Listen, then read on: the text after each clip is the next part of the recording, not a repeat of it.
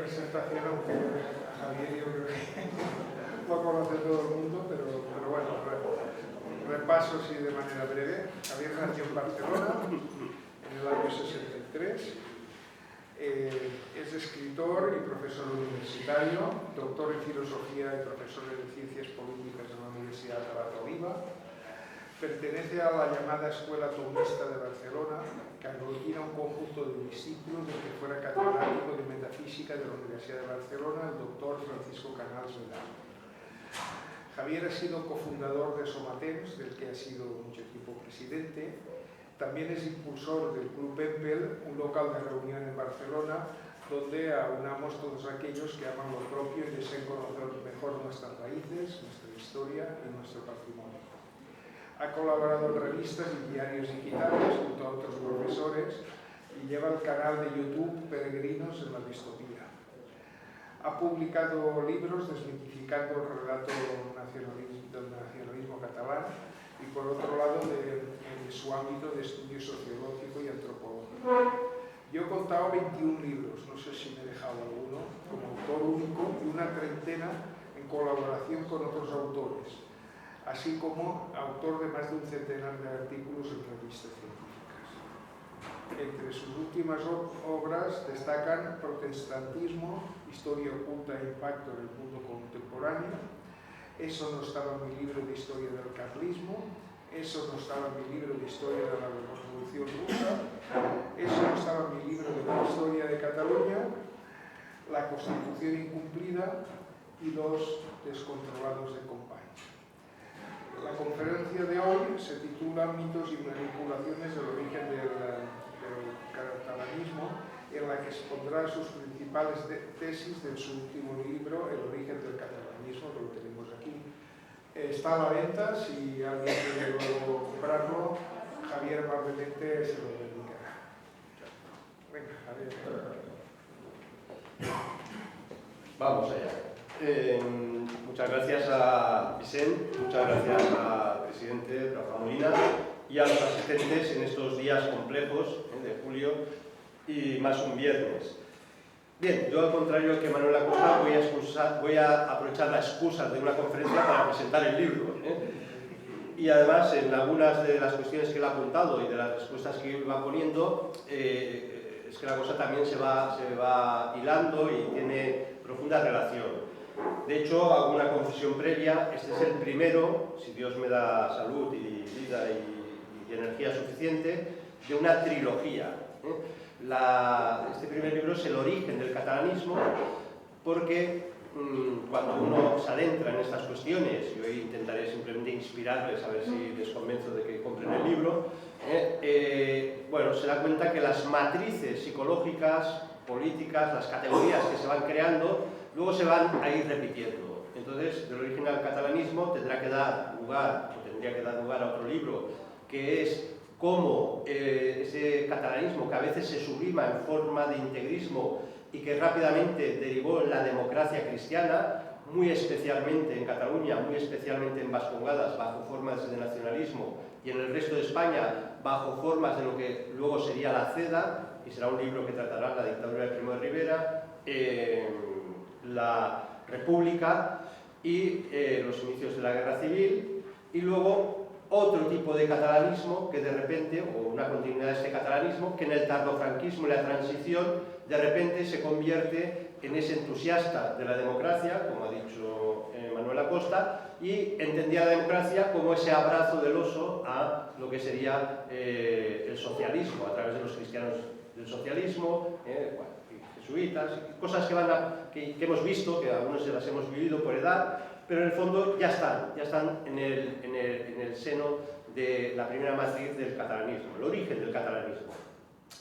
Cuando yo he hecho muchos libros de divulgación que consisten en cosas complejas, intentar explicarlas de forma simple para que lleguen a la gente, pero también a veces hay que hacer al revés, hay que hacer libros de investigación donde cosas aparentemente sencillas, estereotipos que muchas veces hemos ido planteando y sin querer muchas veces vamos repitiendo, hay que ir a la complejidad, descubrir la complejidad. Y este libro tiene esta intención. Es un libro intenso, no engaño, son cerca de 250 páginas, pero muy intensas, con más de 500 notas a pie de página, por tanto un aparato crítico potente, y además con la intención de discutir de tú a tú con los actuales historiadores del nacionalismo, del catalanismo, desde Casasas, desde Anguera, desde Sidramolas, desde Cachoviu, desde muchos autores que a la mayoría de la gente no les sonará nada, pero si quieres discutir en serio el problema del catalanismo, al final, en última instancia, este combate lo tienes que librar. Tienes que ir a la academia y discutirte con los grandes catedráticos y tratarlos de tú a tú. Y esta era la intención, porque siempre nos acusan de ser unos residuales, intelectuales, y no, hay que ser los mejores. Y aquí tenemos a Carlos Caballero, que es lo mejor en lo suyo, y lo ha reconocido todo el mundo, por mucho que estén de acuerdo o en contra de sus tesis, ¿no? Y eso es muy importante.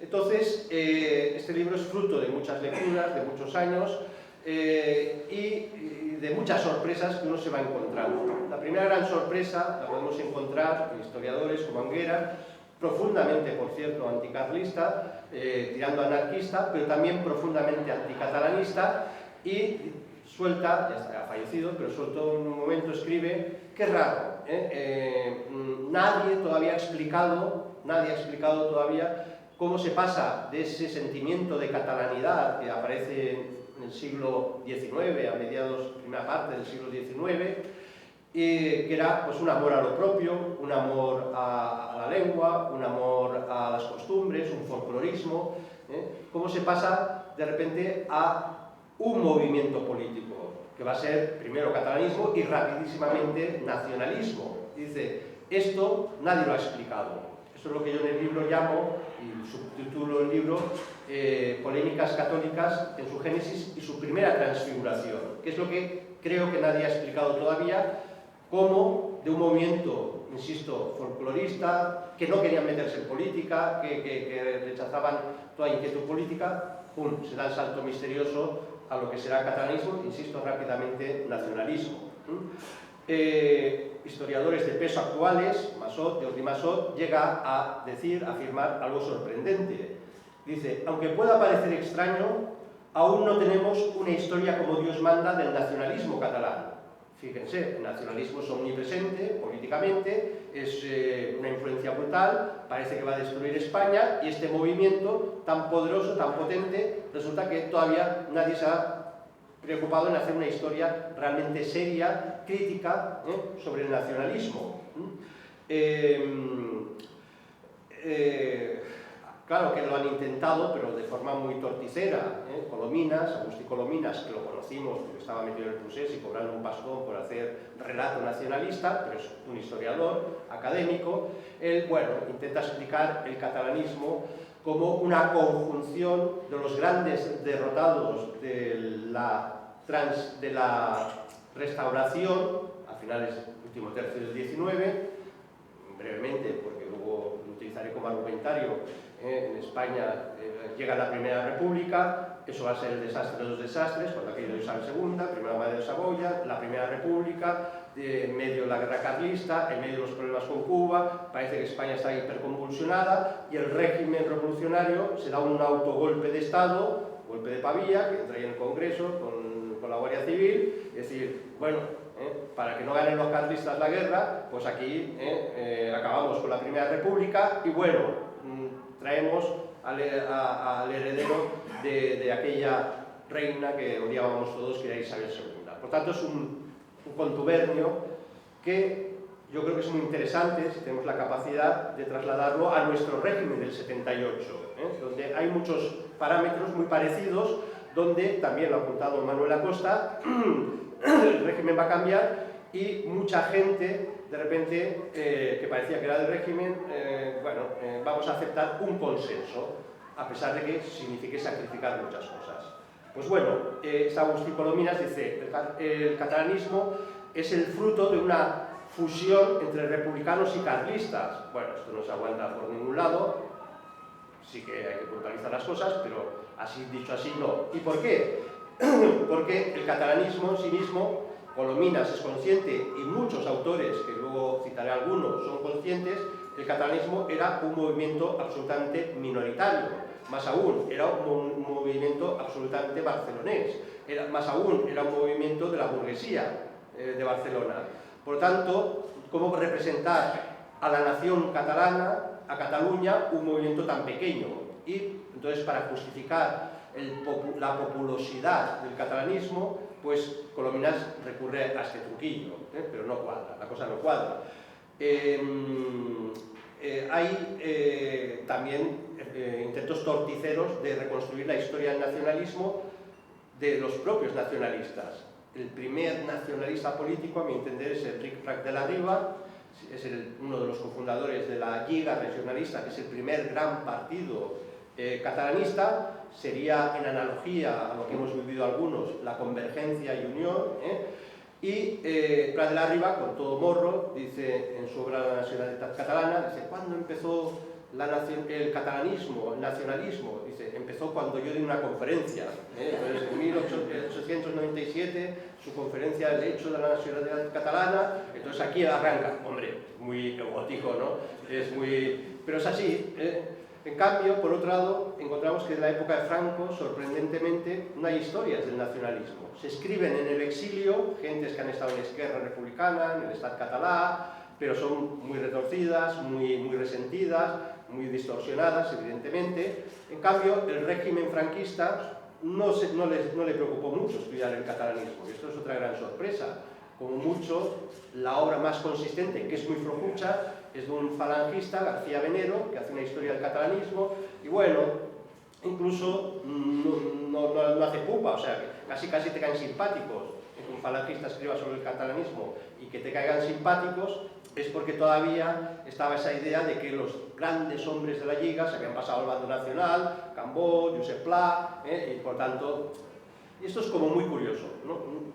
Y dices, bueno, el catalanismo, el Franco, tenía que haber dedicado inmensos recursos a estudiar el catalanismo y a categorizarlo y decir, este es el enemigo, pero bueno, no lo hizo, y así vamos a ir encontrando toda una serie de cuestiones.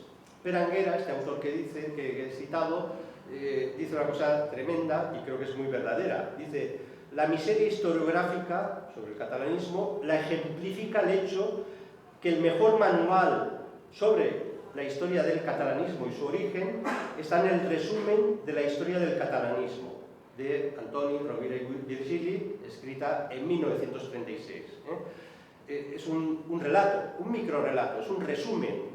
Es verdad que Rovira i Virgili quería hacer una historia del catalanismo más extensa, pero llega la guerra civil, eso queda abortado, y ese relato, ese microrelato, se convierte en el estándar, de tal forma que hoy, si uno hace oposiciones para la Generalitat, aparte de estudiar el Estatut y aparte de estudiar una serie de cosas, tiene que conocer historia de Cataluña del siglo XIX, y lo que tiene que aprender es el relato de Rovira i Virgili, que por cierto era masón, que por cierto era republicano, y Rovira i Virgili va a crear una gran trampa intelectual en la cual yo creo que mucha gente ha caído, y ahí es donde empezamos ya a ver las complejidades, la necesidad de ir distinguiendo las cosas. Esto es muy importante. ¿Qué hace Rovira i Virgili en este pequeño relato que se ha perpetuado 100 años y sigue, digamos, funcionando muy bien para la mentalidad nacionalista? Bueno, todos lo sabemos.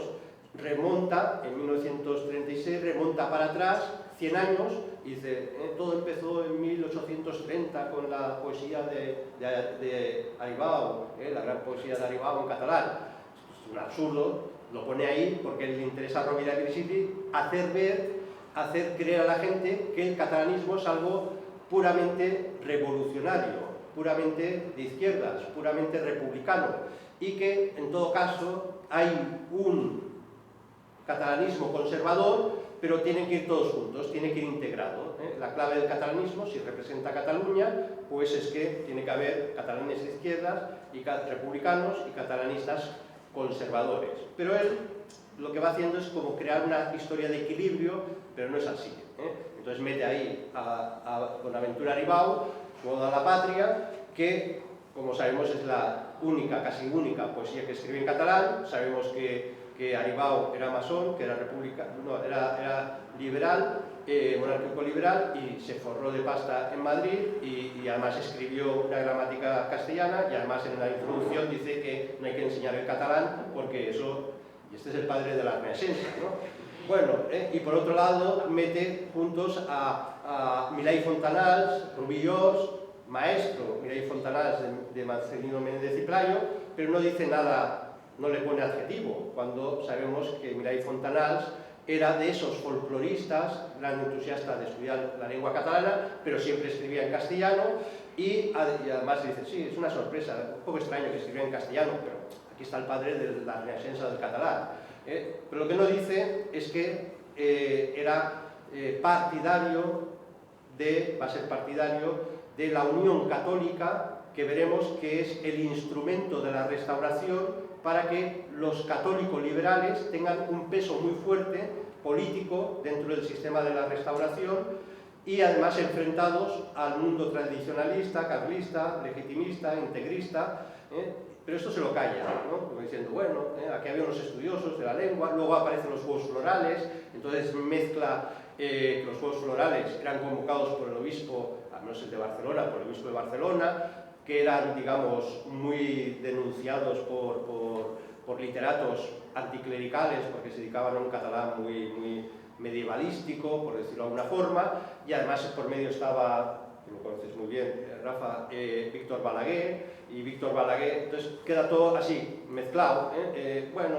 Víctor Balaguer, que parecía que era republicano, pero luego es ministro parece que es catalanista, pero luego fue ministro de Marina en Madrid, luego tenía negocios en Cuba, luego era españolísimo, bueno, y este Mejunge, todo eso Mejunge, y luego habla de los grandes congresos catalanistas, la Unión Catalanista, como si fuera la unión de todos los catalanes que han tomado conciencia de que Cataluña es una nación, etc.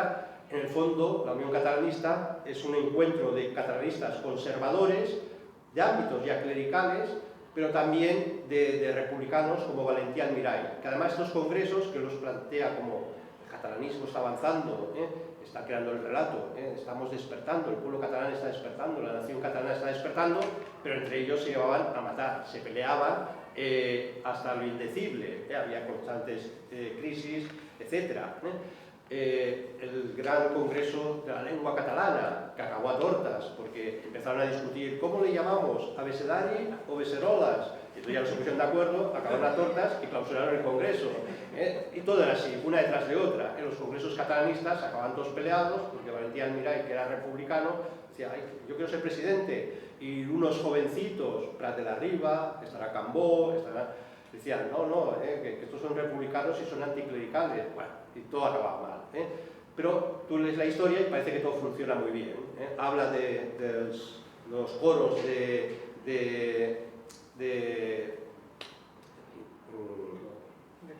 Clavé, los coros de Clavé, y se olvida del Palau de la Música. Todo esto es un poco para ir diciendo, equilibrando. No eran tan conservadores todos los catalanistas, que sí que lo eran, sino que también los republicanos tenían algo que ver. Los coros de Clavé eran obreristas, tenían fama de ser izquierdas, por cierto, tienen una gran composición, Clavé, que es el Gloria España, que por cierto era lo que le cantaban a Franco cuando venía a Barcelona, y esto evidentemente se lo calla, pero bueno, así se va creando el relato. Y entonces, la clave es la siguiente. Rovira i Virgili, contando este relato, dice, ¿el catalanismo qué es? ¿De dónde viene? ¿Cuál es el origen? Y ojo, va a decir lo siguiente, va a sorprender. Para nosotros, dice Valentí Almirall, la clave, Rovira i Virgili, la clave es Valentí Almirall. Para que el que no lo sepa, Valentí Almirall era un hombre entusiasta que creía en la República Federal, había ido a Madrid, cuando llega a la República, lleva un periódico titulado El Estado Catalán, que se publica en castellano en Madrid para favorecer el Estado, la República Federal, y cuando cae toda la República se vuelve a Barcelona, cabizbajo, frustrado, y empieza a intentar crear otro tipo de actividad republicano-catalanista. Pues bueno, Rovira i Virgili dice, Valentí Almirall es el que ha acertado, porque dice, las corrientes... ¿Quién tiene la razón del Renacimiento, la causa del Renacimiento, de la Renaixença, el origen del catalanismo? Es la corriente de ideas de la Francia revolucionaria.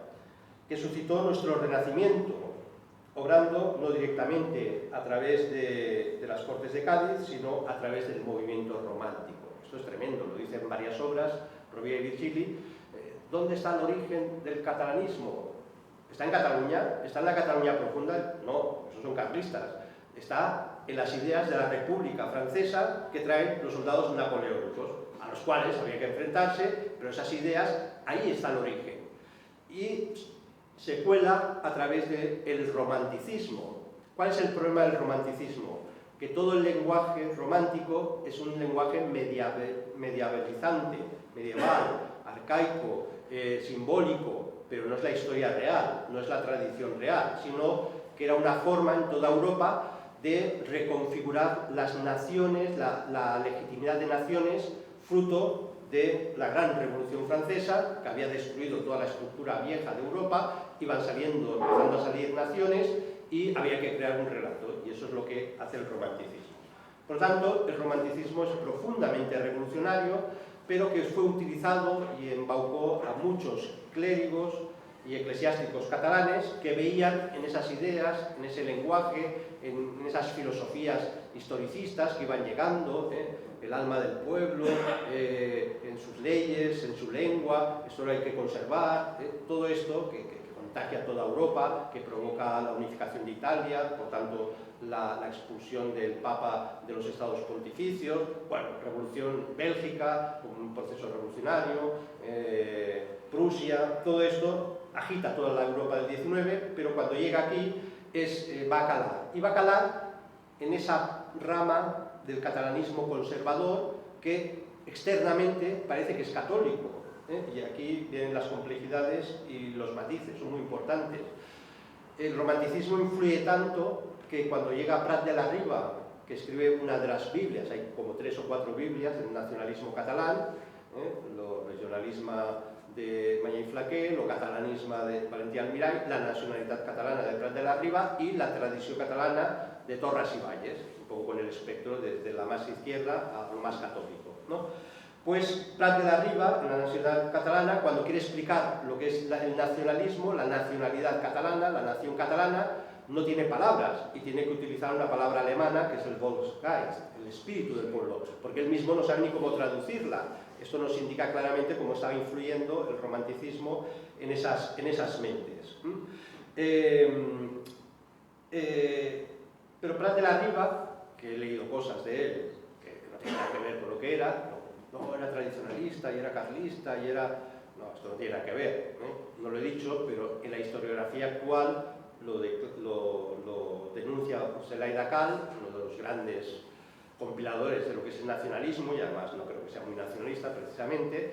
Él nos da una pista muy interesante, dice: entre los pensadores de izquierdas se ha querido crear un relato que el catalanismo es la evolución natural del carlismo. Ante las derrotas carlistas, la evolución es el catalanismo. Dice, pero esto es un relato que se lo inventaron los de izquierdas, empezando por Rovira y Virgili, donde hay un momento en su historia de los nacionalismos que dice una cosa tremenda. Dice, no hay que celebrar el 11 de septiembre. Un catalanista republicano te dice que no hay que celebrar el 11 de septiembre, y lo dice por una intención muy clara. Dice, porque esos eran carcas, esos eran católicos, esos eran cruzados. El catalanismo viene, y repite, de la Revolución Francesa, viene de los soldados, iban las mochilas de los soldados de Napoleón. Dice, en todo caso, 1640, la guerra del Segadors, 1714, la guerra de sucesión, 11 de septiembre, dice, tiene relación con los carlins de la montaña, con los carlistas de la montaña.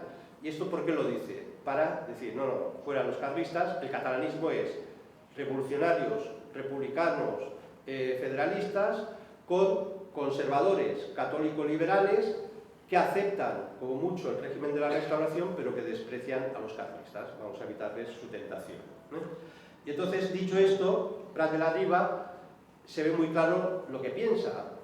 Bueno, yo soy conservador, represento al catalanismo conservador, pero Cataluña lo hacen todos. Y escribe en la nacionalidad catalana una frase tremenda.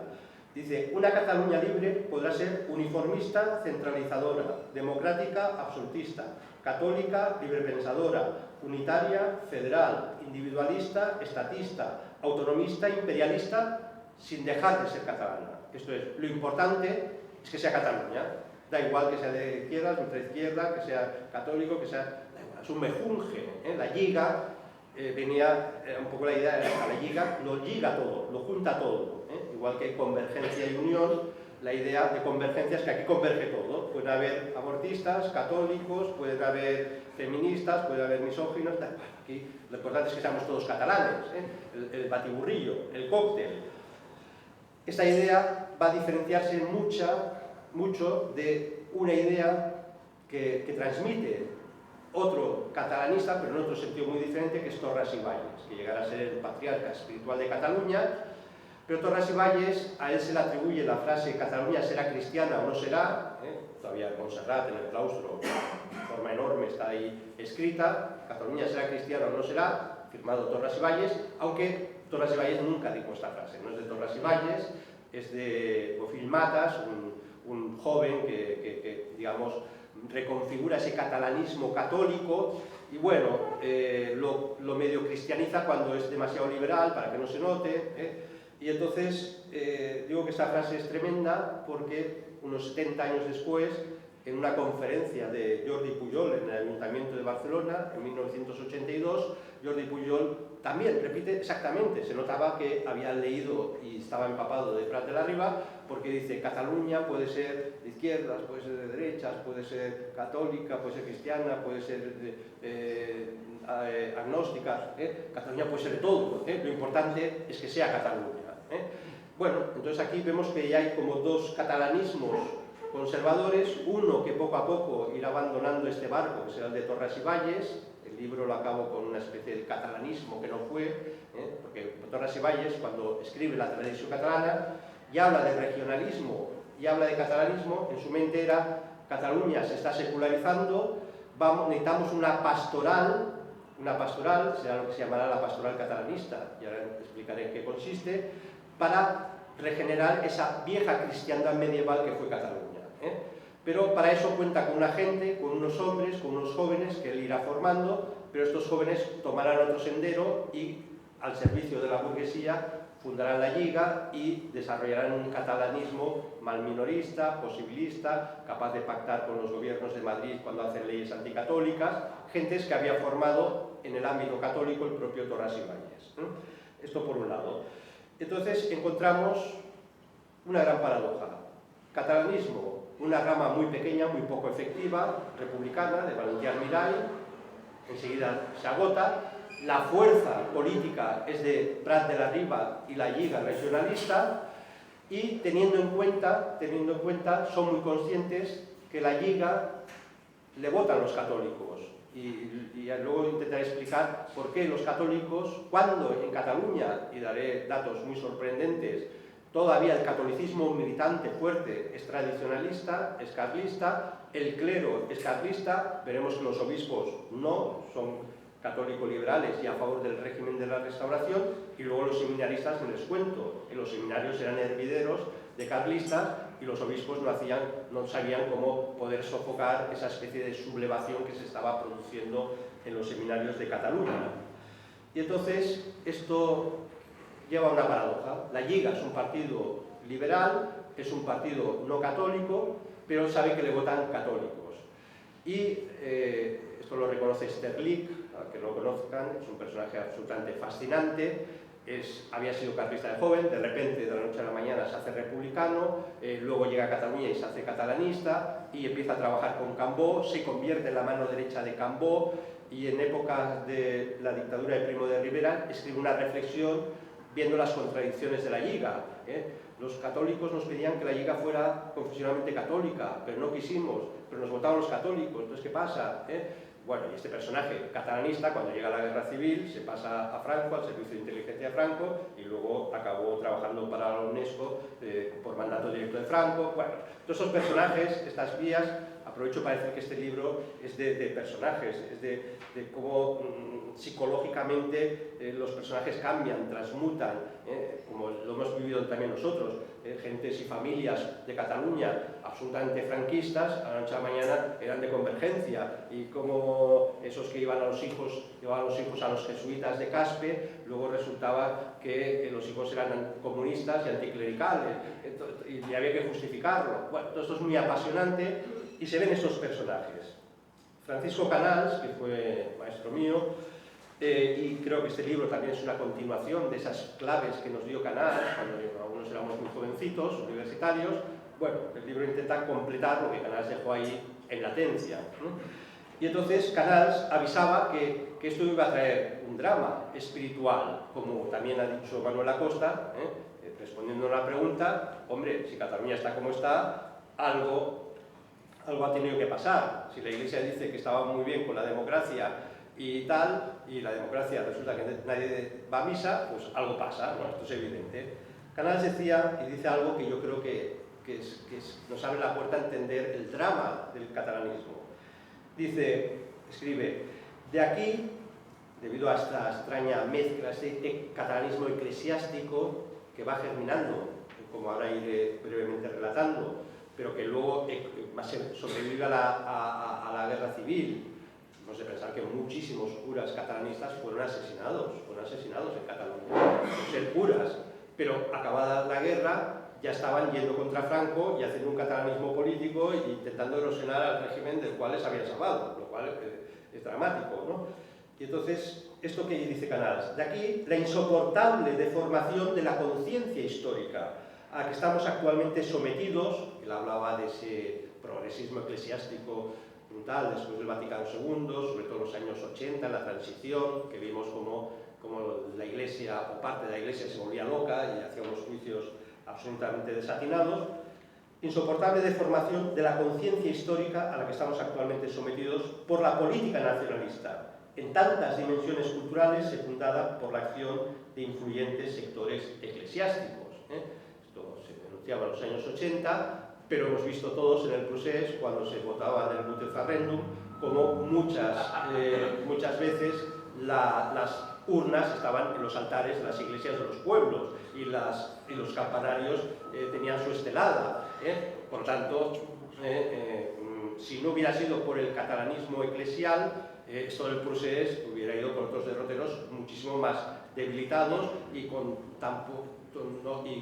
sin tanto arraigo social. Bien, entonces, todo este catalanismo eclesial, que a veces se ha llamado bigatanisma, la expresión viene de big, como dando a entender que no es así, que de la Cataluña profunda había un espíritu tradicional, catalanista, reivindicar la Cataluña profunda. Bueno, el bigatanismo tiene claramente unas raíces urbanitas, tiene personajes portentosos, José Inculley, que escribe La Veu de Montserrat, que tuvo mucha influencia en el mundo eclesiástico, y era una forma de que el catalanismo fuera entrando en ambientes eclesiásticos, pero, ojo, también en esa revista, curiosamente, escribía mucho católico liberal que no era católico, porque decía que era catalanista. Entonces, en esta revista ya vemos cómo se aplica lo de Enrique Prat de la Riba. Bueno, el catalanismo cabe en todo, católicos, pero también, con tal de que sean católicos, que sean catalanistas, da igual. 100 años después o 70 años después, vemos precisamente, esto lo trataré en el tercer libro, cómo, aprovechando el concordato de 1953 entre Franco y Roma, se ciñe la censura civil a revistas civiles, pero no aplica a revistas eclesiásticas. Y por eso la gran sorpresa es como Serrador, la revista de Montserrat, que con una influencia brutal, podían escribir en pleno franquismo, podían escribir marxistas como Sacristán, que por cierto estaban dando clases y enseñando marxismo en el tardofranquismo sin ningún reparo, y podían escribir y el régimen no lo podía censurar, ¿no? Entonces la Iglesia se prestaba a este diálogo con el marxismo, por cierto ateo y por cierto anticatólico, sin ningún problema. Bien, entonces estos personajes son muy interesantes, porque Vemos personajes como Bofill y Matas, este que he dicho que cristianiza el pensamiento de Prat de la Riba, reconfigura un poquito el pensamiento de Torras y Valles, y Bofill y Matas es un personaje que se ve muy bien, en el fondo, qué es lo que le está pasando a Cataluña.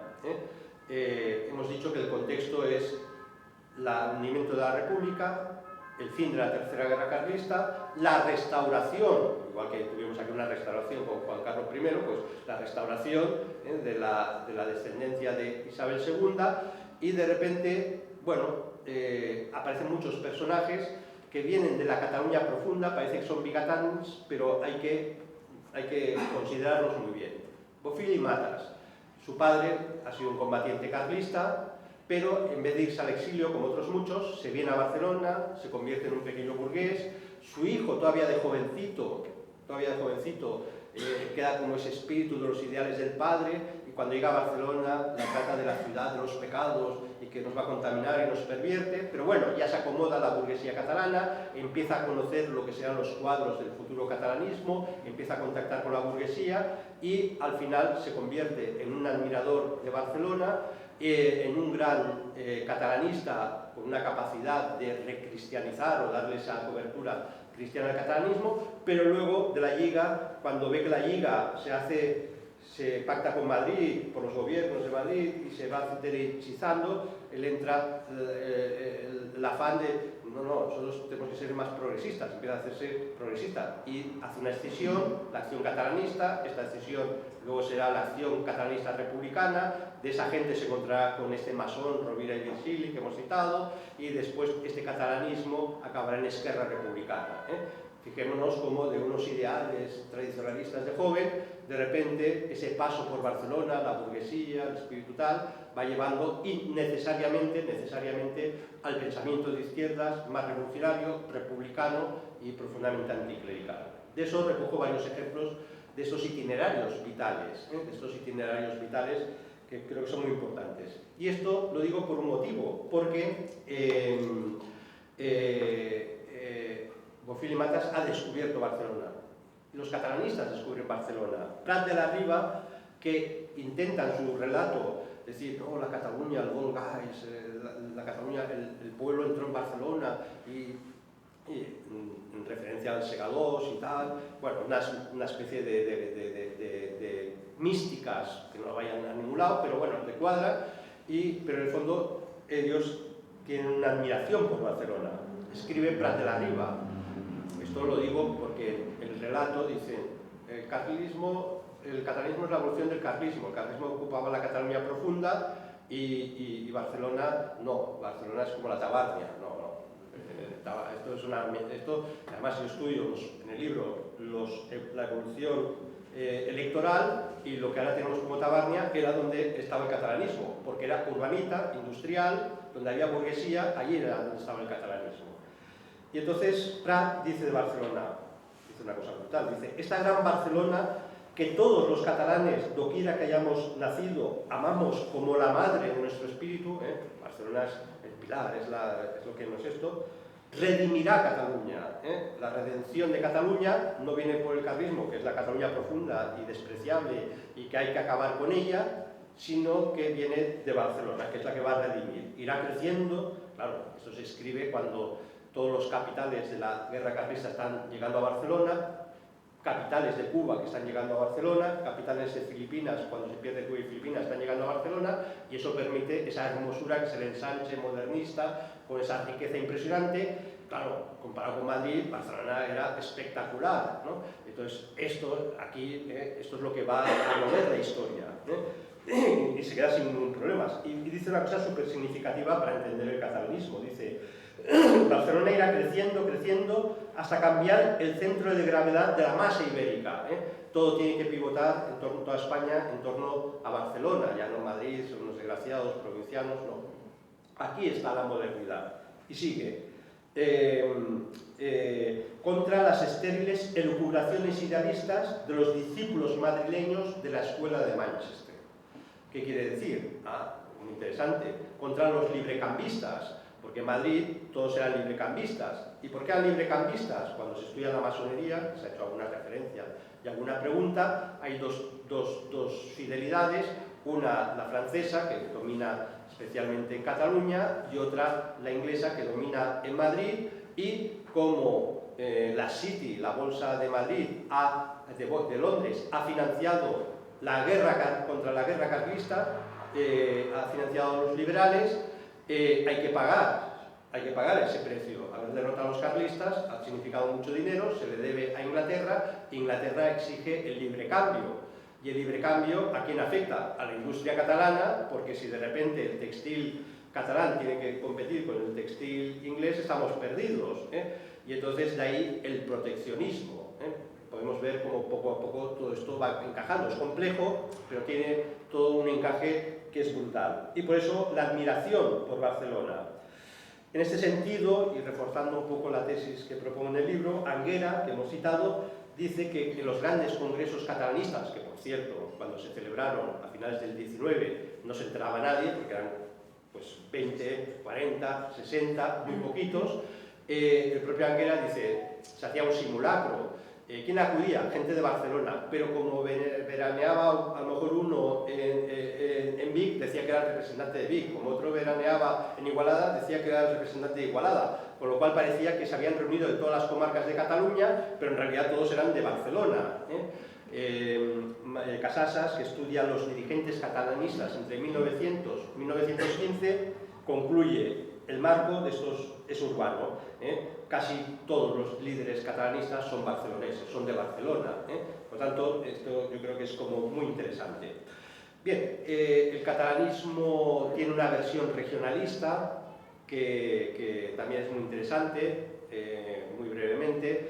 Es Mañé i Flaquer, que es el director del Diario de Barcelona, un diario financiado por la burguesía catalana, un diario cuya intención es luchar contra el librecambismo y por tanto por el proteccionismo, y un diario conservador y un diario profundamente anticarlista. Esto es para cuando hacemos los esquemas: derecha, Carcas, todo va junto. No, los conservadores de derechas eran profundamente anticarlistas, y no tenían reparos en hacer sus pactos turnistas con el progresismo de izquierdas, que no antes de sumarse a las tesis carlistas. Entonces Mañé i Flaquer consigue colar un ministro cuando perdemos Cuba y Filipinas, hay una crisis gubernamental, gana el Partido Conservador, estamos a finales del 19, y entonces entra como ministro de Gracia Durán y Bas. Durán y Bas era regionalista, tiene esa obra que es Los regionalismos que he dicho. Es muy interesante porque también aquí hay una cosa que nunca se suele decir, pero yo creo que es muy importante. ¿Por qué ciertos catalanistas hacen la guerra, también la batalla, frente al intento de Madrid de crear el derecho, unificar el derecho civil? Es uno de los grandes motivos de lucha, que se moviliza mucha gente, pero no pensemos que es por lo que ahora quieren los nacionalistas, tener un derecho civil catalán propio. No. Estos tipos defendían el derecho civil catalán porque veían que, siguiendo las tesis de Herder, del romanticismo alemán, en el derecho y en la lengua era donde se configuraba el alma del pueblo. Y luego había un resquicio de catolicismo, que era que ya habían tenido la experiencia de la Primera República, donde se había intentado legislar el divorcio, y ellos entendían que si se unificaba el derecho civil, se rompería, digamos, ese derecho civil catalán, cuya base era profundamente medieval, fundamentado en el ordenamiento familiar, y era una forma, defender el derecho civil catalán, de luchar contra la posibilidad de que se instaurara el divorcio. Entonces, estos esquemas hay que saberlos entender.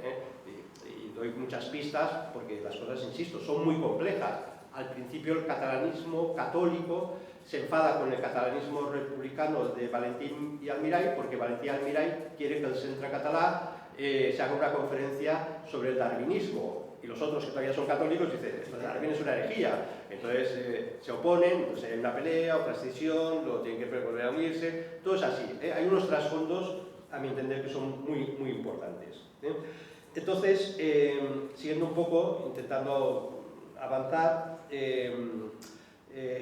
este regionalismo va a coincidir con la plenitud de lo que llamaremos el bigatanisme y de la pastoral catalanista, porque Duran i Bas, de una calle en Barcelona, siendo ministro de Gracia y Justicia, duró muy poco, pero lo suficiente para nombrar un obispo en Cataluña, el obispo de Vic, que será Torras y Bages.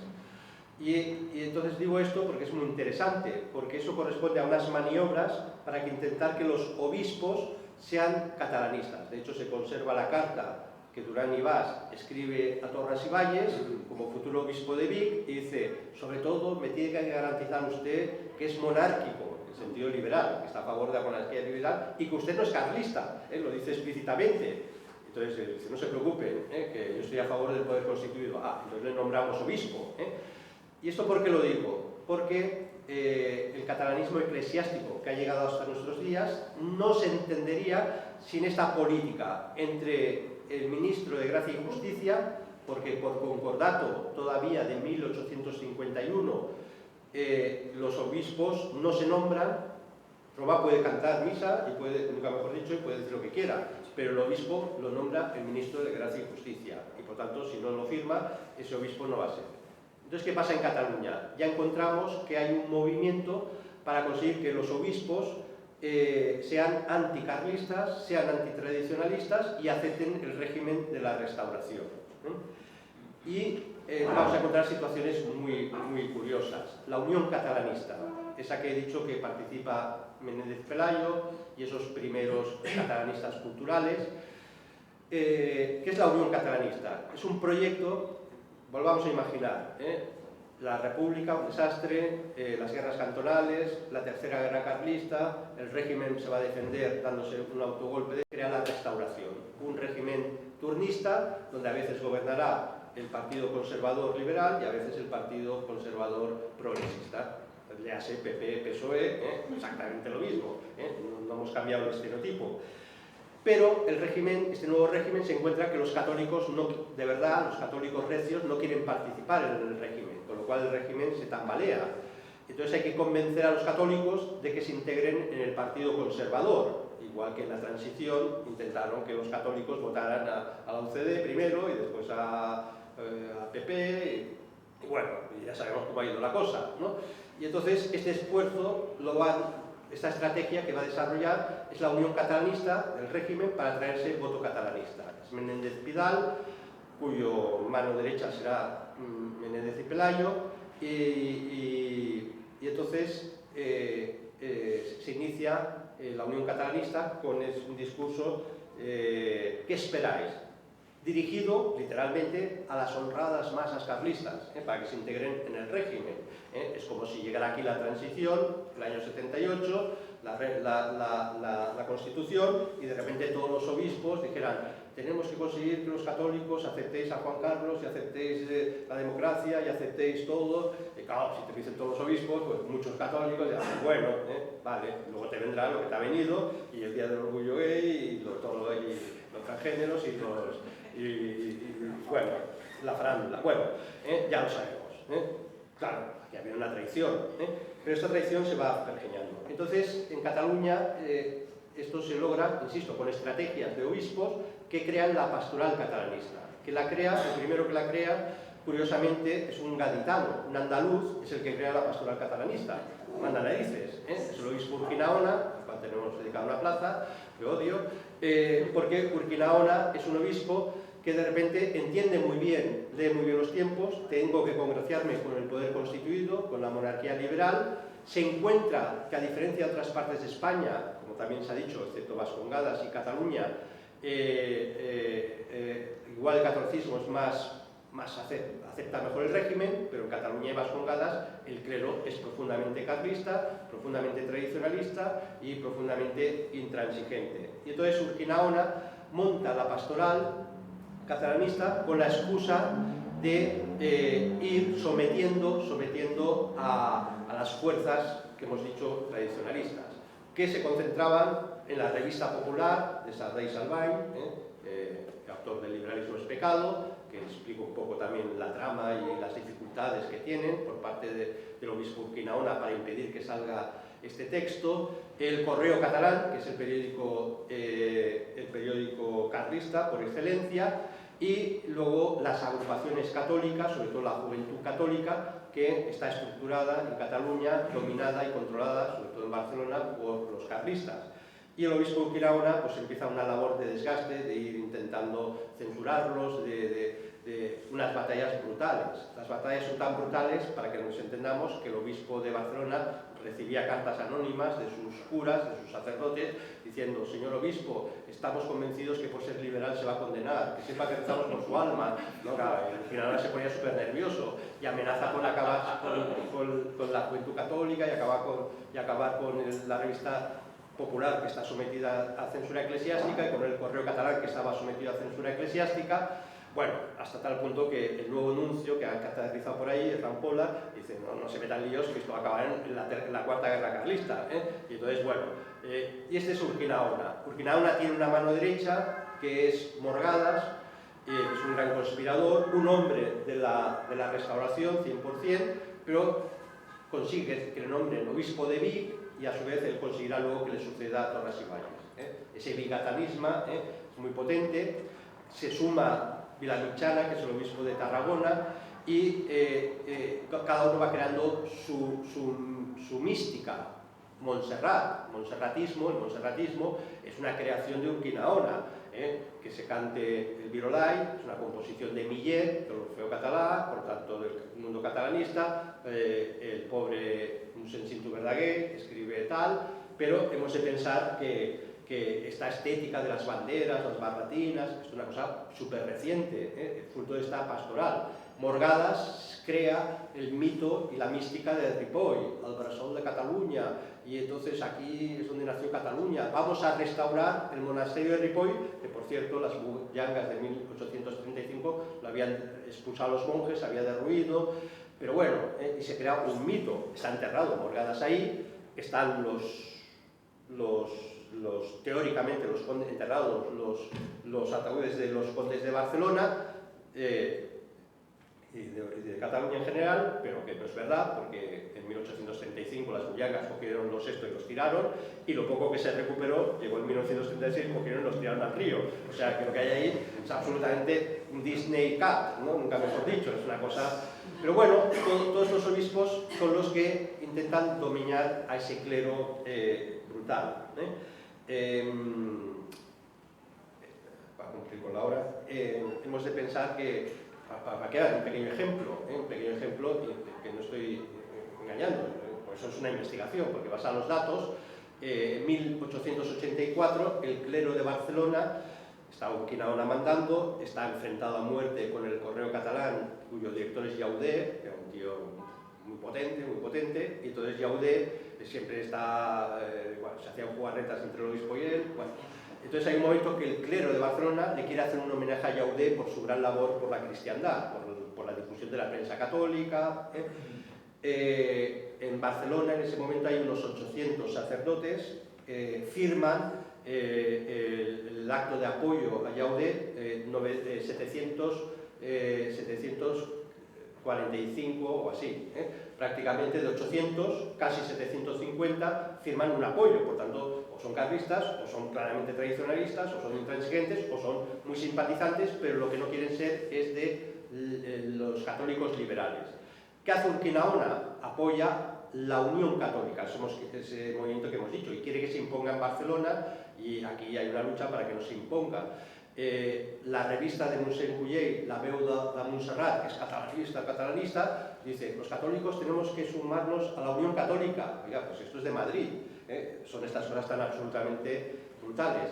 La labor de ir desarticulando y deshaciendo el clero tradicionalista es brutal, porque había mucho. Casañas, obispo de Urgel, cuyo antecesor había sido el obispo Caixal, como toda la comarca del Urgell era profundamente carlista, en la Tercera Guerra Carlista, era obligado, para ordenar un seminarista, que si ese seminarista venía de una familia carlista había que pedir una dispensa especial. Parece, ostras, un facha aquí, ¿no? Si lo damos cura, pues una dispensa. Y Casañas, en un informe que hace al nuncio, dice: todos los sacerdotes que he ordenado, todos han tenido que pedir dispensas porque todos vienen de familias carlistas. Bueno, hay un momento que mismo Casañas hace un informe para el Nuncio y dice, no se engañe usted, en Cataluña todo el clero recibe y está suscrito a El Siglo Futuro, que era la revista, digamos, integrista carlista por antonomasia, y al Correo Catalán, Pero claro, todo esto hay que empezar a desgastarlo. La política episcopal, el gobierno liberal empieza a nombrar obispos catalanistas, el catalanismo, que sonaba muy bien, muy católico, pero va poniendo en los seminarios curas, muy pocos, porque había pocos catalanistas, pero se empieza a dar los puestos clave en los seminarios, en las diócesis, etc. Y poco a poco se va creando ya ese catalanismo eclesiástico. Que cuando el gobierno de Madrid lo quiere frenar, ya es demasiado tarde. Y además, yo saco en el libro a colación, cuestión de la investigación, que desde Roma se dan instrucciones al general de los jesuitas, hemos de pensar que los jesuitas han hecho mucho bien y han hecho mucho mal, y hay una instrucción del general de los jesuitas, se hace una encuesta en las casas de los jesuitas de toda España, ¿qué piensan políticamente ante la restauración? ¿Y qué leen? Y entonces la encuesta es brutal, porque dice la inmensa mayoría de jesuitas de España estaban suscritos a El Siglo Futuro. Y entonces desde la Compañía de Jesús se prohíben las suscripciones al Siglo Futuro. Claro, es como si de repente, volvemos otra vez a la analogía, el creo que lee el Alcázar, pues prohibido que lean el Alcázar, pues bueno, acabarán leyendo otras cosas. Y es así, al cabo de 30 años de esta directriz, finales del 19, han pasado 30 años, el clericalismo, el catalanismo eclesial ya se ha arraigado, se ha consolidado, es brutal, y entonces viene otro nuncio, pasa por Barcelona, Tedeschini, y visita el ayuntamiento, el seminario de Barcelona, porque ya hay fama en Roma de que, hombre, esto el catalanismo que es, tenían miedo y tal, y dice Tedeschini en su informe, aquí los seminaristas leen la publicidad, para que lo entendamos. Es como si hace 30 años todos los seminaristas y curas de Cataluña leyeran el Alcázar y ahora todos leen el Avui, ¿no? Hombre, pues algo ha pasado, ¿no? Y es, claro, la estructura del catalanismo eclesial que ya ha ido cambiando la mentalidad de los seminaristas, cuando la publicidad es un periódico que depende de esa Acció Catalana, que es un partido que se ha ascendido de la Lliga y que ya está empezando un camino hacia el republicanismo, el pacto con el laicismo, etcétera, etcétera, ¿no? Y esto es tremendo porque además, claro, esto lo hemos visto, en el libro también explico cómo los primeros cuadros de la Lliga, dirigidos espiritualmente por Torras y Valles, se encuadran en la Lliga espiritual de la Mare de Déu de Montserrat, que es para ir evangelizando a futuros dirigentes políticos, a los grandes artistas que están apareciendo, por tanto, los Llimona, Gaudí, Puig i Cadafal, los grandes modernistas católicos, pero están bajo el paraguas del catalanismo, son dirigidos en la Lliga de la Mare Espiritual de Montserrat, que curiosamente serán los cuadros dirigentes luego de la Lliga regionalista, o sea, casi hay un trasvase de la espiritualidad y la mística cristiana a un partido político. Y ahí están las academias de la lengua, las congregaciones marianas, que influencia, las congregaciones marianas estaban en los colegios de los jesuitas, en los colegios, aquí en Barcelona tenemos los jesuitas de Caspe, donde fue buena parte de la élite, que luego sería élite económica y política del catalanismo, y con los años de esas congregaciones marianas salen militantes y cuadros dirigentes de catalanistas, pero cuando pasan más años y viene la guerra civil, y viene el franquismo, y viene la transición, ya vemos que se funda Manos Unidas, que los acogieron los jesuitas de Caspe, y además se encargaban de mover todo el dinero de la burguesía catalana para grandes obras de caridad y tal, y en los años 70 ese dinero que se recaudaba a la burguesía catalana se iba a través de los jesuitas a la Universidad de los Jesuitas en El Salvador y se compraba armamento que estaba en los sótanos para luego pagar a la guerrilla marxista-leninista para que hiciera la revolución. Señores, tenemos un problema, Houston, tenemos un problema muy grave. Claro, los los jesuitas han hecho, como he dicho, mucho bien y han hecho mucho daño, ¿no? Bueno, y entonces, ya para acabar, que podríamos hablar de muchísimas más cosas, insisto, el libro es muy denso, pero al final, si te metes en él, te metes en esa historia, te metes en esas situaciones y te das cuenta que los únicos catalanistas realmente que habían entendido el catalanismo como un regionalismo, como un sano regionalismo, como Torras y Valles, como una forma de regenerar esa cristiandad que ya se estaba secularizando, porque el proceso de industrialización traía mucha inmigración, mucho descreído, y mucha gente pobremente desarraigada y anticlerical, pues bueno, toda esta gente se va separando. Torras y Valles, que ha formado a la élite intelectual del catalanismo, conservador, que es el dominante, hay un momento que él es muy sincero y dicen, yo no puedo seguir este camino, porque se da cuenta que la Lliga, ese partido que él ha promovido o ha formado a su élite, empieza cuando ya gobierna, cuando tiene poder, de repente, en 1906, pacta con Madrid aprobar la ley de asociaciones. La ley de asociaciones es una ley que restringe las órdenes religiosas en España, por tanto una ley anticatólica, y Prat de la Riba se da cuenta que aquellos jóvenes que él les ha influido en la devoción a la Mare de Déu de Montserrat y tal, bueno, es que además todo me viene a la cabeza miles de cosas. Pujol funda Convergencia en Montserrat, todo ese monserratismo, bueno, terrible. Y entonces él se da cuenta que no puede. Luego viene 1911, la ley del candado, con la cual se prohíbe que ciertas órdenes religiosas de frailes ya no admitan seminaristas, con lo cual es la muerte anunciada. Y ve que la Lliga vota a favor de la ley de candado. Y claro, al final Torras y Valles se retira, ha sido nombrado obispo de Vic. Hay un momento brutal, que es en 1907, la Lliga monta la Solidaridad Catalana, donde ya catalanistas con voto de católicos van a pactar con Salmerón, un republicano anticlerical, y entonces Torras y Valles dice, yo no puedo participar en esto. Entonces Prat de la Riba dice, no te preocupes, tengo más curas jesuitas, coge al padre Casanovas, fundador de la Valnesiana, por cierto, una gran institución en Barcelona, y dice, necesito que me hagas un argumentario para que los católicos voten a la solidaridad catalana. Y eso lo hace, ¿no? Teológicamente tenemos que votar exactamente lo mismo que se vivió en la transición. Los católicos tenemos que votar la Constitución y unos decíamos, oiga, pero si esto va a traer el aborto y va a traer todo, aquí no se menciona a Dios, no, hay que votarlo, hay que votarlo. Pues exactamente lo mismo. Entonces Torras y Valles, ese catalanismo que no pudo ser, hemos vivido el otro, pues se retira en su diócesis de Vic, fue un obispo magnífico, absolutamente entregado a su diócesis, y se cabreaban mucho los de la Lliga porque cuando había elecciones elecciones municipales, muchas veces, si en las listas de la Lliga iban liberales, decían no hay que votar a la Lliga, no hay que votar.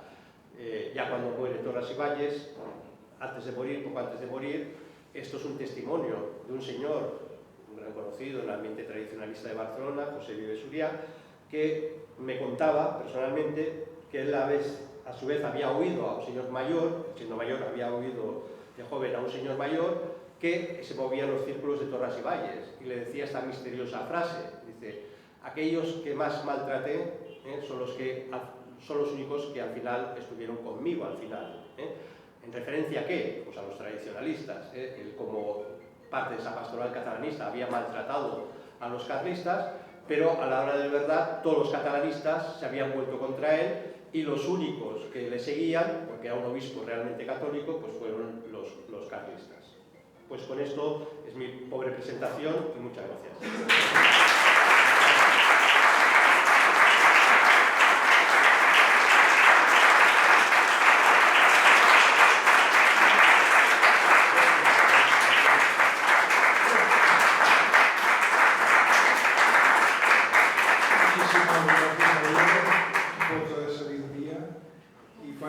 ¿Cuántas horas hay detrás de esto? ¿Vale? Llegar aquí, pues, nos ha costado mucho y agradecemos mucho el trabajo y la explicación tan exhaustiva que nos has dado. Bueno, pues vamos a seguir con el turno de preguntas de la misma manera. El que quiera preguntar le pide un papelito a Josep y Javier lo responderá. voy a ejercer mis prerrogativas las presidenciales que se reparten los papeles. para hacer la primera pregunta. Bueno, interesantísimo como siempre, o sea, no hay palabras porque es una maravilla. Ahora, quizá, ¿tú crees que al hilo de lo que comentabas, una de las mayores tergiversaciones que siempre hace el nacionalismo es ocultar como esos primeros cultivadores del catalán, de la Renaixença del siglo XIX, pues ese Víctor Balaguer, Altadí, Angelón, toda esta gente, como Farull, Milay Fontanals, Rubió y otros, luego eran profundamente españolistas, o sea, una cosa no quitaba la otra, ¿no?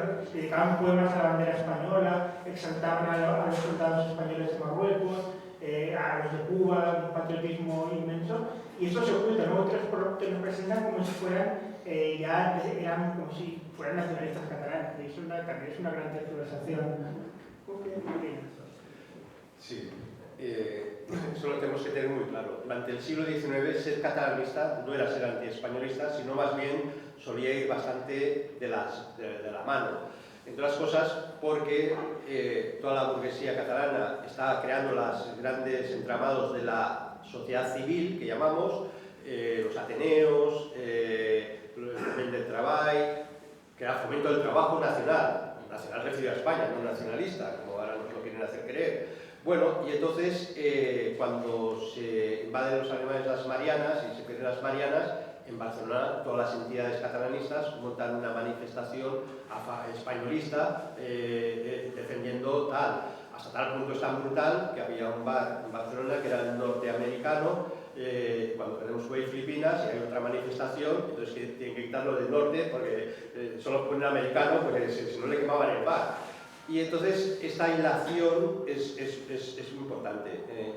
Lluís Marfany, que es el que mejor lo ha historiado, que es una obra impresionante sobre el nacionalismo catalán y español, donde dice, ojo, no nos engañemos, las categorías mentales que usa el nacionalismo español las toma del nacionalismo catalán, las toma del nacionalismo español, que donde tiene más fuerza y más arraigo el nacionalismo español tras la Constitución de Cádiz es en España.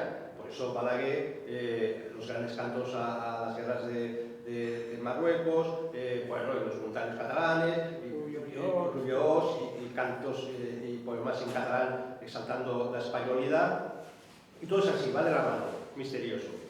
Pero porque la burguesía lo tiene muy claro. Dice, nuestro bien económico está en mantener nuestras tierras de ultramar.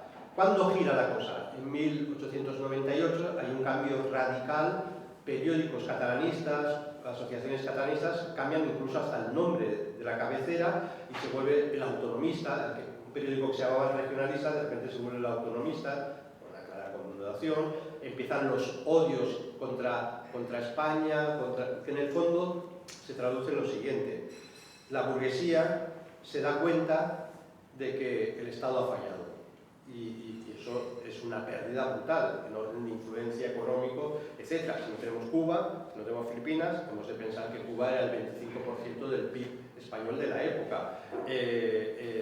Bueno, eso era tremendo perder Cuba, perder Filipinas. Y entonces hay como una especie de discurso que no es contra España, al principio, luego sí por contagio, sino que es contra Madrid y más concretamente contra los gobiernos de Madrid que han permitido la pérdida de Cuba y Filipinas.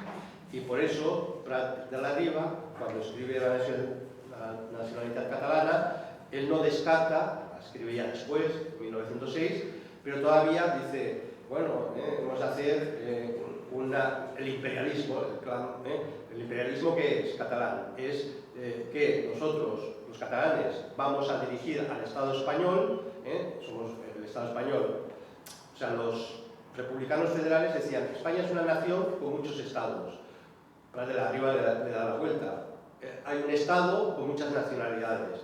Si Cataluña dirige el Estado español, reconstruiremos el imperio y, por tanto, la burguesía saldrá beneficiada, ¿no? Y son esas constantes contradicciones, ¿no? Muy interesante, es un tema muy apasionante. Tenemos aquí una pregunta, o son casi dos, pero bueno, van ligadas, y nos dice: Desde el independentismo se afirma que la señera es una bandera o símbolo heráldico exclusivamente catalán y no proveniente de Aragón. Pregunta, ¿eso es cierto? Y luego complementa, dice, desde círculos independentistas de derechas es común ver a la señera y a la cruz de San Jorge. Dice, ¿es correcto que nosotros también usemos esos símbolos conjuntamente? Sí, a ver, la historia está clarísima. Es la señal real de Aragón, ¿no? Es un pendón real, las 4 barras, que se empiezan a utilizar en lo que llamamos Cataluña, que tampoco era Cataluña, eran los condados, porque por cuestiones de enlace matrimonial la corona de Aragón está enlazada con el condado de Barcelona, y cuando los reyes de Aragón vienen a vivir a Barcelona, no es que se digan, ahora somos catalanistas o catalán, no, son los reyes de Aragón que viven y se traen la bandera.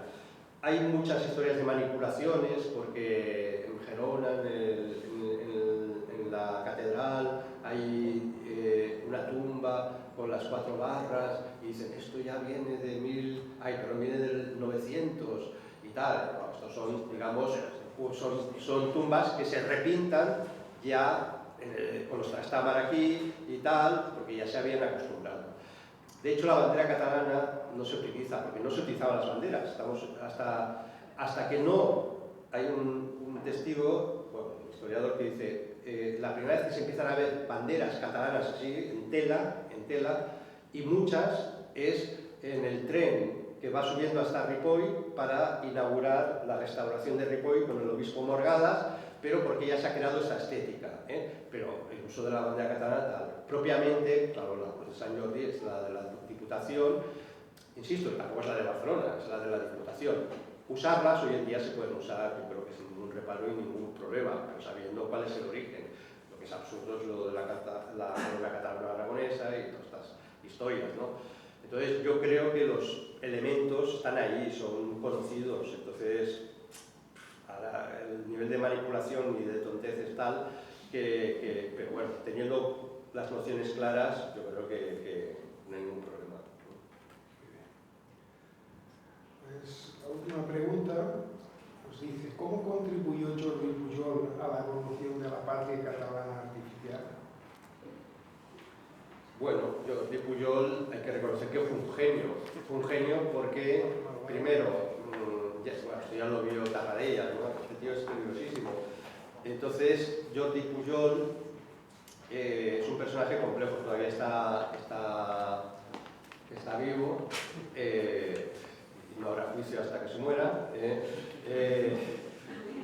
pero para conocerle hay que leer una obra de la otra banda del Riu, que es una obra que escribe cuando el título viene de, él es muy pequeñito, los nacionales ya han llegado, estamos en guerra civil, los nacionales han llegado, toman Lérida, antes de la campaña de Cataluña, la batalla del Ebro, los nacionales ya están en Lérida, está el Ebro y aguantan allí, ¿no? Pero claro, en la retaguardia, aquí en Cataluña, el tío de Pujol dice, he perdido la guerra, si estos tíos han llegado al Segre, ya hemos perdido la guerra, ¿no?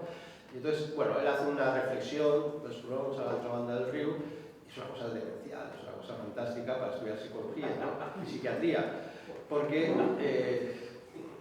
ya se ve que ahí Pujol tiene algo, pero todavía está viviendo de ese catalanismo genetista, racialista, lo mezcla todo, es muy potente, hasta tal punto es potente que este libro está agotado y la Fundación Pujol, que se encarga de tener al día todas sus obras y por tanto que se puedan conseguir, yo le he hecho la consulta y no piensan reeditar este libro, con lo cual si alguno lo encuentra es una maravilla. Entonces viene a decir, Pujol hace un salto, pasa de este espíritu genetista medio mezclado, pero pasa a la lucha por la lengua como clave. Entonces dice lo siguiente, dice una cosa tremenda, dice si perdemos la lengua, un pueblo que pierde su lengua, ¿qué pasará si Cataluña pierde su lengua? Dice, pues si perdemos la lengua, perderemos la cultura.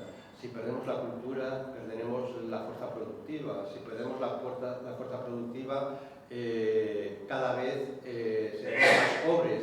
Si somos más pobres, los catalanes cada vez estaremos desnutridos, más desnutridos. Y si estamos más desnutridos, cada vez seremos más pequeños, más bajitos. Tú vas leyendo y dices, es una autobiografía de Pujol. Entonces, pero estas ideas están ahí, están latentes en toda la obra de Pujol. Por eso Pujol, siguiendo los grandes...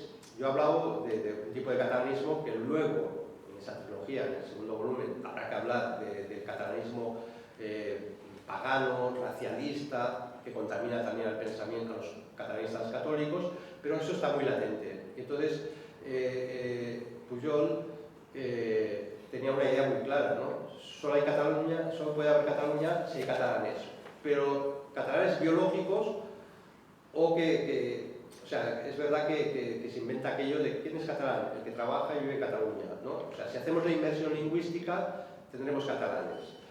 Pero lo biológico está ahí todavía. Entonces, Jordi Pujol, curiosamente, estaba muy preocupado por la natalidad en Cataluña, porque intuía que eso iba a una debate, porque son las polémicas que en los años 30, en plena república, están en toda Europa y están en Cataluña, en los pensadores catalanistas. La raza se está degenerando, tenemos que purificar la raza, tenemos que volver tiene que volver a resurgir la natalidad, porque vienen los inmigrantes, vienen los de Murcia, que son moros, que son semitas, que son mongoles, llaman así, ¿no?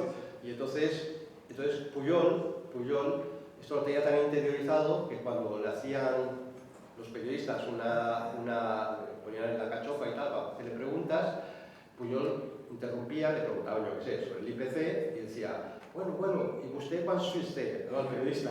Y yo, si no me he casado.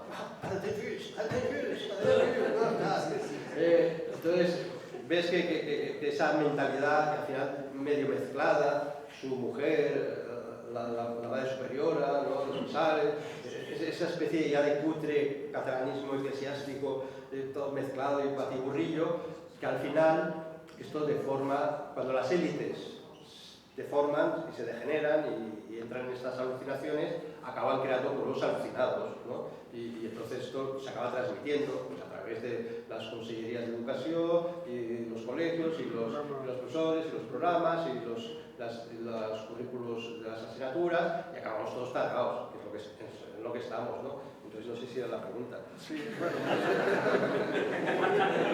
¿Cómo contribuyó Jordi Pujol a la selección de la patria catalana artificial? Sí, porque al final, esto lo decía Canals, ¿no? Bueno, ya lo decía Canals citando a Torras y Valles. Torras y Valles en esa fase ya de madurez, de darse cuenta que el proyecto catalanista, el cual, esa pastoral, decía, bueno, somos pocos, pero hay que ir inseminando. Él tenía mucha ilusión y escribe de joven una obra que es El clero en la sociedad moderna, donde anima a los curas a ser catalanistas. Pero luego él va evolucionando con estas leyes, ve la actitud de la Lliga, su última gran pastoral es Dios y el César, que vuelve a reconfigurar todo el pensamiento católico según la tradición, y recibe hasta del Papa San Pío X, recibe una carta de felicitación y lo proclama como uno de los obispos con el pensamiento más claro, etcétera, etcétera.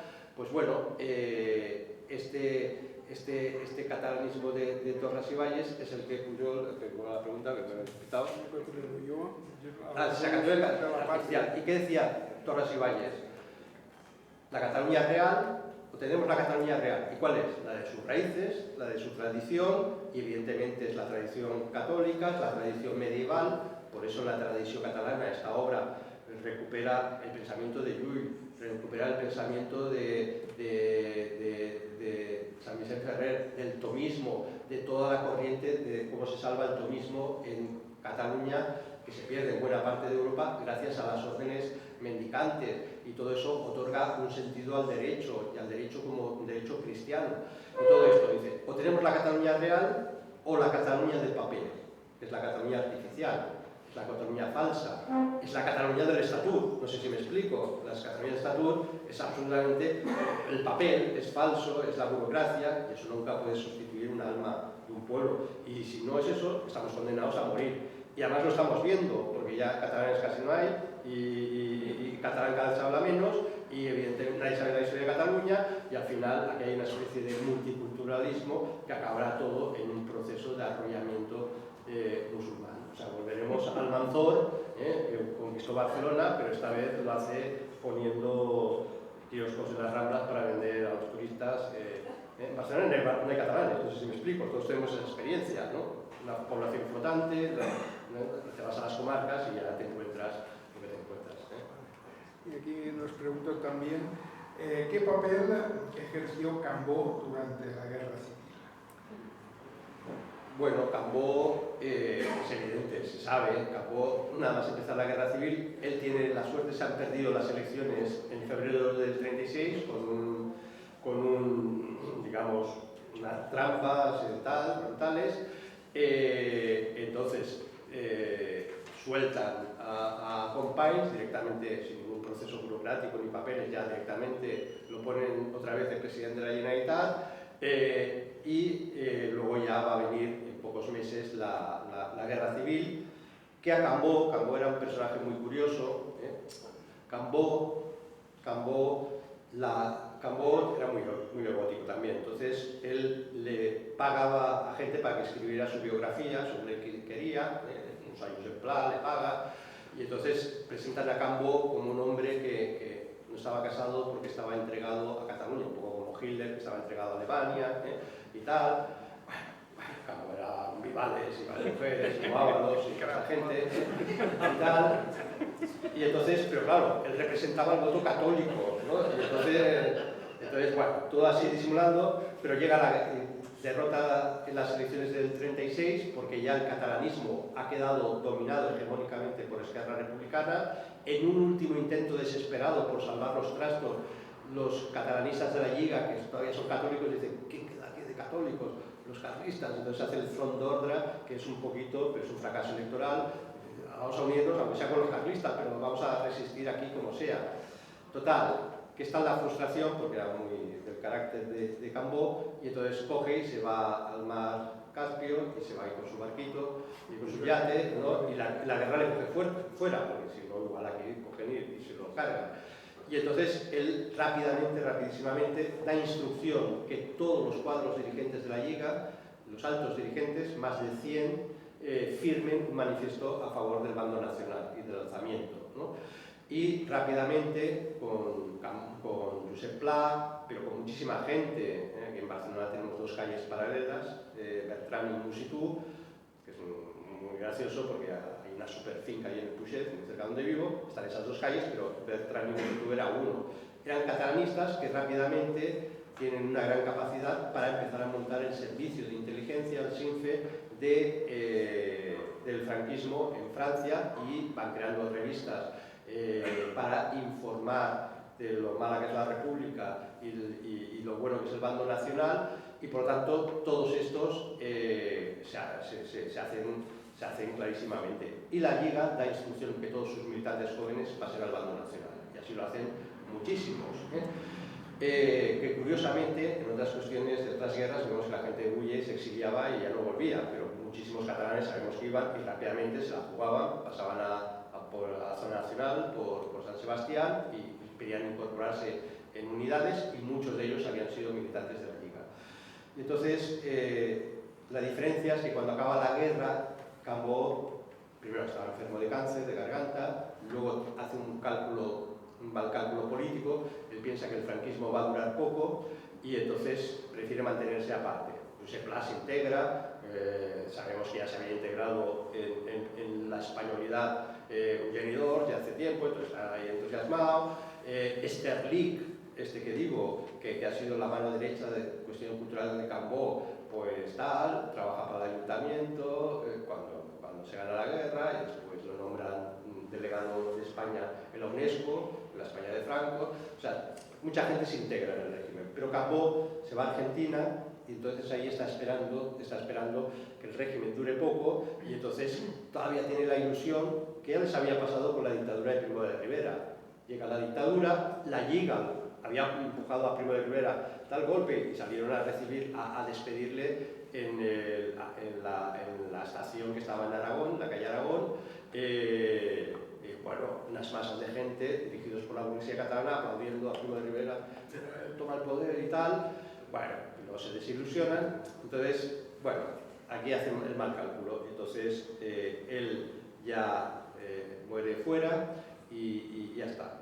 Yo siempre tengo una maldad intelectual, una contrafactual, que es la siguiente. El franquismo no tuvo capacidad de reaccionar a tiempo y bien. Yo sé, es una broma, pero yo digo, lo que tenían que haber hecho con Cambó era repatriarlo y enterrarlo en el Valle de los Caídos. Una cosa, Antonio, pues claro.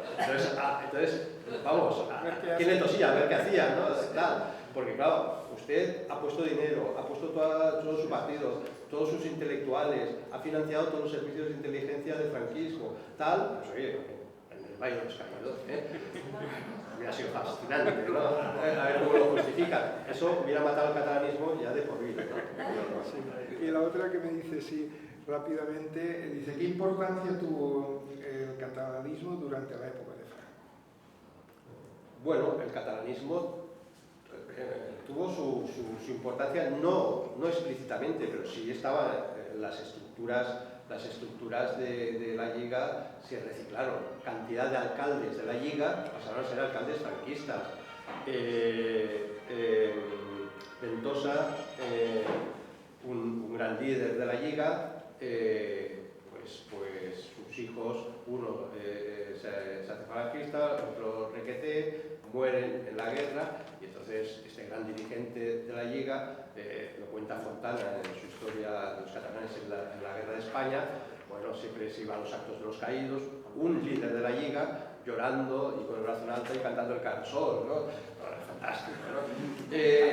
Entonces, Franco siempre tenía un ministro sin cartera que era catalán. Franco, gracias a Porciolas, que venía de las juventudes de la Lliga, que no sabía hablar español, vamos, cuando decía Franco, Franco se ría mucho, tío, ¿qué dice? No sabe hablar catalán, y tal, y era más franquista que Franco, ¿no? Pero eran las viejas estructuras de la Lliga, Samarán, ¿no? De la Diputación. En época de que Samarán es el presidente de la Diputación de Barcelona con Franco, que luego lo reciclaron en demócrata y olímpico de toda la vida, que además había sido embajador en la URSS, imagínate, ya era la URSS sin embajador, tenía que ser muy franquista, a ver qué, y tal. Entonces Samarán, en la Diputación de Barcelona, en época de Franco, estaba el busto, y insistió, tiene que estar el busto de Prat de la Riba, y estaba el busto de Prat de la Riba. Bueno, claro, ese catalanismo sociológico de la Lliga y de la burguesía es muy importante. Entonces, no lo he contado, porque claro, no se puede contar todo, pero hay una obra de las pocas que intentan en serio explicar el catalanismo en pleno franquismo, que la escribe Soletura, miembro del PSUV, luego acabó siendo PSC, PSOE, que escribe Catalanismo y Revolución Burguesa, ¿no? Y entonces esta obra sentó como un tiro. ¿Por qué? Porque qué estaba pasando en Cataluña, y es parte de este retorcimiento, y por eso nos han enfermado la sociedad, las élites. Soletura dice, ¿cuál es el origen del catalanismo? Entonces rescata, porque el catalanismo había ido haciendo su autodiscurso de que eran republicanos, que eran de izquierdas, que eran tal, y él rescata, no, aquí el bigatiernismo tuvo su peso, no, aquí la burguesía tuvo su peso, tuvo muchísimo peso para entender el catalanismo, y además esta burguesía era revolucionaria. Contexto, lo está diciendo en 1967, en pleno franquismo, para meterles un dedo en el ojo a esas familias burguesas de Barcelona que están haciendo antifranquismo, se están forrando de pasta en el franquismo, pero están haciendo antifranquismo y van de catalanistas. Y entonces está diciendo indirectamente Soletura, oye, vosotros burgueses, barceloneses, sois catalanistas, estáis haciendo antifranquismo, pero estáis viviendo gracias al franquismo, ¿no? Y entonces esto es una cosa muy psicológica. El libro tiene mucho de analizar psicológicamente los personajes. En Barcelona, en Cataluña, pasa algo terrorífico, pasa algo tremendo psicológicamente. Una burguesía catalanista, que muchos vienen de la Lliga, que muchas de esas familias se hicieron franquistas, están haciendo los negocios con Franco, pero tienen la necesidad de presentarse como antifranquistas.